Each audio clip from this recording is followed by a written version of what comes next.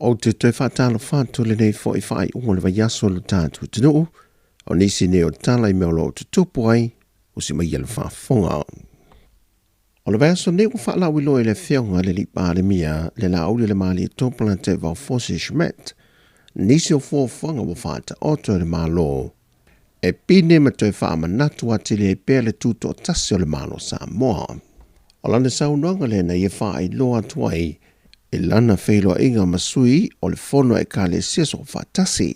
O le tātou lotu le sa masanina whai le whai ungo me alo loma le tātou tūto tasi. Mo loto si le fia, o le tātou tūto tasi le tapena nei. A tātou tue tapena ina le tūto tasi sa masani ele tunu. Tapena le lei me umma mo le tolu aso. Wa alu lava le wha malungo le tātou tūto tasi wa afa aso. A le aso sa tātou mana tunatu mai le taulanga na whai e le ngata o le kalesia, a o le atunu. A tātou o ata pena aso le le tolu sa whai e le tātou tuto tasi le atunu. O le aso la lea ua manatu ai le ta pena le whai ngā whai unga le kapenet. Tau te toe o lava e whai le mea sa tātou masani mai e. Sa Iese suenga sa whaata ota le whai ngā malo o tuanai, len whātu langa I te lima tau sanga ma whātau teia. Le ngata I sau ni ngā lotu, ia tu langa o le sisinga inga o le fua, ia ma whaiai foi tu langa fau le aso lea, e tātou te mana tunatu umai o tātou matua. Ie nasa ina le ngasu o le tae ao. It's going to be a national day. Tātou te mana tuai e wala lango mai tia sā. Mai se ila tōn te ia le malolo o le lango I tia whau mo me umma. Ia matulanga masani lava sa tātou iele tunu I sisinga fua. Tātou whai ngā meo le tai o tau wanga whaili o tau wanga savali. Tau wanga pese ma me umma siva ma me umma sa masani iele tunu. Peita, wālua lava wā matan tātou le whata ua na tātou tuto tasi. Ia mai ei fōle sao o le tātou e kāre sia so whatasi. Se ila lata le temi e amate loian wali whaatule komiti whaapitoa al kapeneta. Ia e iai le whaamoemoe ta pena o maile ano fale o le whaamoemoe lea. Ma iai foi masui o le tātou maafutanga so vatasi ina ia iai le porkalame o le lotu o le tātou sisingafu. Ma e lafo mai a inei le tātou kālesia so vatasi mo le tātou porkalame lea porkalame whai. O le tuto tasi o le tātou malo I le tausanga fōmulu na whae lungaina. O le a atoa I le ono se furma le whātau sanga. Talu o le mawhai o le tuto tasi mai Sāmoa, mai pūlenga isi atunu te tele laulangi. E le whelo inga lau tu stala ma le sui komsen o le tanga luenga o leo leo, le iantaua a whamasanga Sāmuelu, ne i toe wha amanatu e le tūlanga o ngaonga I le anga ianto le tātua tinu le whaai ungo le netau sanga, e le ngata o le kerisimasi e whapena fo I le tausanga fau. A fianga o whala au whasaina I le toa telo lo tātua tunu, o lo whai ua ne lava I le whaatino so le ngātu la whono. Au le I o se whi au o le aunga le whamoe moe o le hiasu. E fia longo fo iso kako kungui ngā luenga whaakinga o le ofisa e ala I whala au whasainga. Mo le sira fia e le mamalo le kungu o le ngei awa yaso. Aso sfuongo te sema lua febo lima se o la sorua koro te sema. E fiku ngas fa inga sa fakingo inga. Os fa inga e fiku le ko kilo I me e ko sisila ai. Sa mo mai fale ia. Ia afia ia. Ia pai pai ulo ile fala o pasai ngol aisa. Ia se vai ngo aisa. Ia ngi maluanga wo mbonga fa puru mo fa ka wing. Ia me se fo ingi kingo ku pe sa mo. O ilan kau Sāmoa lia swa inga ia fiku. Ia sulman fiku. Lua ia kamaikai ia sulima ia kenge. La uma ia leo kau fia. Ia baba inga leo mo le aso. La su fiku fe puhali kau sang fau e wala wai. Sau noli a taua o le whai unga le tausanga le nei. O se tausanga esele mai wha maumonga le tanga luenga I le telo tausanga.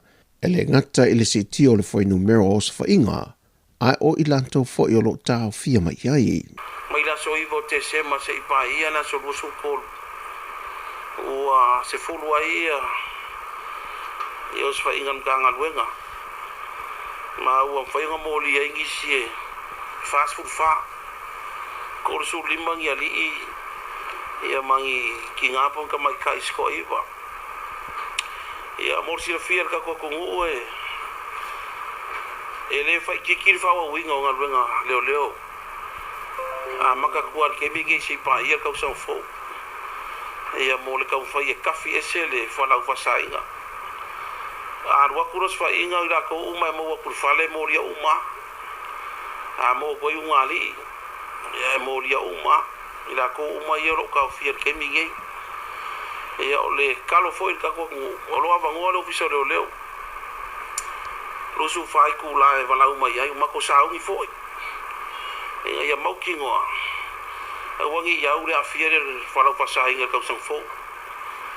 O le whamoe moe o mako. Kelengi si sa mangalo mai whalpui len koe kau fia ngir vai aso nge. Sa kurio la ko whasalanga i whalau pasahinga.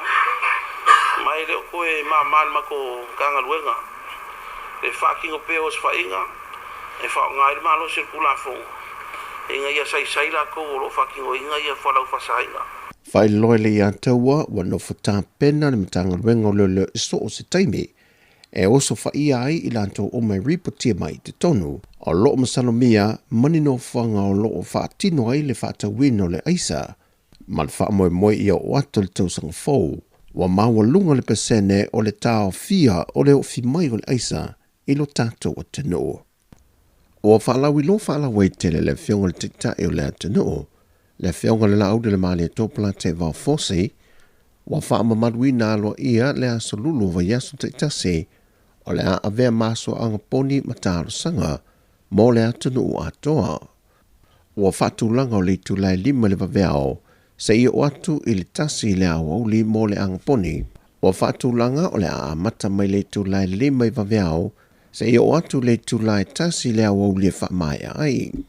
Sau no le whionga le pānemia, o lea whao poponga o ao whatasi mataro sanga leoa, e ala i whai ngā lotu māsani ala mālo i a fiafio a solulu uma e leitu lai ono le pō, e le mauta te talo le mālo i le maua i vaia. O le ao fia i fwoi ma le aso sā aso se fulma le taso i anuari lua whelua se fulma leono, e whaamawi nai le vaiaso tāro sanga maangan poni, mo le atunu atoa, mai te tala alo ia i le aso whareile, se fulma leono Januari, e leitu lai se fulma le tasi le awa uli. O le nei whamoe o lo ta i moe le fono e ka le sia kerisiano i Sāmoa, e se sunga i whaafia ngainga, ai langu sua i eile malo tawala atu i mtanga wenga le pālemia ma le kāpeneta. Sa no le pālemia, o le autu monio le nei whaama ite, e na ia mautino ai le ta i mua peo le atu le whaulonga Sāmoa, e na ia taupe i manu ai leo mala. O lo te talo mai le malo i le atunu atoa, e meise lawe o na whata whaitau langa i e ka le sia uma, e na ia opogi whaatasi le nei whaamoe ma le loto ngā tastasi a wasa moa ma sona file mo. O se whaamanu ianga mō seila sa moe to valu, wo lato mō le hawa noe nofo mawai te tonu New Zealand.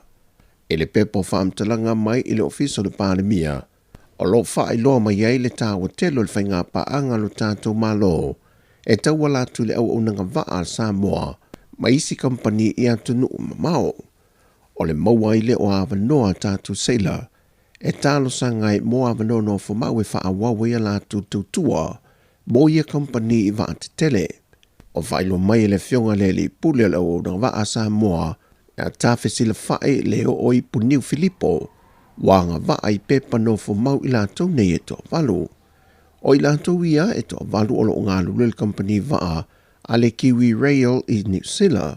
Ma wanga waa i fo i mau lātou taito lua ma whanau i le awa no tangata seila ia ua wha mao nia e no fumau umai i lātou. Mai o se tūlanga le leifo i lea mo ia alo ma whanau o lea tanu. O iei nei fo i le company fau mai Singapore o le PACC offshore, le fo i mai ono lātou sai nia le malienga, mo se whai ngā pā anga wha pisinese, mai to tasi le seile sa mo wha to ata liu mai, wa mai aila na kon karate sanga lue ai. O lo te pene le te mile nei nisi o tātou kon karate fau, ma ua mai a foi ona sainiel malienga ma le SWIRE, mai o lo whaasolo lava ona sa ili ni a tātou seila mo lea whainga paanga.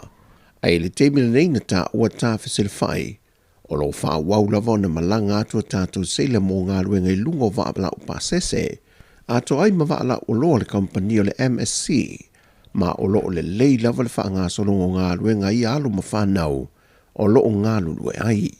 E le teimile nei, wa wha mawina le lua se lau whase fulma le lima o lii, ai se fulma le tasi o tama itai, o lo ngā lulue lungo vaala o pasese po va meli, ai whase fulma le fitu o lii, o lo ngā lulue lungo va o loa. E tolu se fulma le iwa o seila fou, o le tolu se fulma le lua o lii, ma tama itai e toa fitu, ai lua se la wono se fulma le wha seila tuai, o lo wha wau lava o na ngā lulue. E toa wale se fulma leo no leo wha o seila wa wha mao nia mai le MSC, wa hawa no nei moni konkarate fou, ma o lo tā pene le teimile nei. Wha loe le fionga le ofisa sili, he le wha tia le nganga fia wha aftai, on o ia hawa no lo moa pe alo ma whanau le atinu, e ngā lulue e sa ili manuia, mō la tōru mana ai maa inga. Mai o stasi lea o vaenga o ngā ruenga wha awau o lo tātou malo, e taua lātu le o nunga vaa le atinu, e sa I lia company vaa I atinu I fafo e au inatu e tātou tama whanau, e na ia si tia I le telo a vanoa, e whetsoa swani le tātou tamau ainga, e ala I se leni lātou te maua, malafo mai I Sāmoa.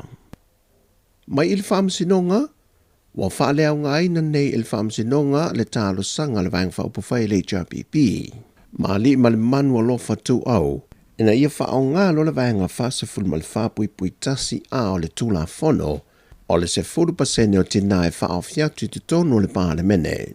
E ta wala atu lea I le vanga o le tūla whono whawai.